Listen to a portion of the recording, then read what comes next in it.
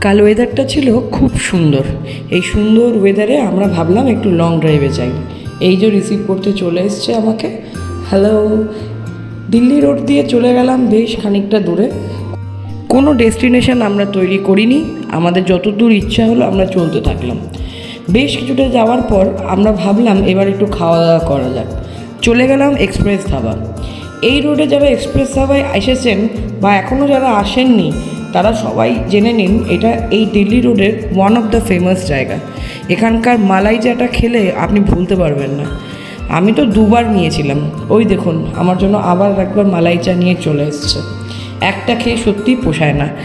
এখানকার ডেকোরেশনটা আপনি যদি দেখেন, রেস্টুরেন্টের অ্যাপের ইন্টেরিয়ারটা এতই ভালো, খুব সামান্য অল্প খরচের জিনিস দিয়ে এত সুন্দর করে রেডি করা। ওপেন রেস্টুরেন্টে কিচেনটাও ওপেন, আপনারা দেখতেই পাচ্ছেন সব রান্নার জায়গাটা। এখানে এলে একটা ফুড আছে যেটা খেতে আপনারা অবশ্যই ভুলবেন না, সেটা হলো চম্পারন মাটন, যেটার জন্য এক্সপ্রেস ধাবা বিখ্যাত।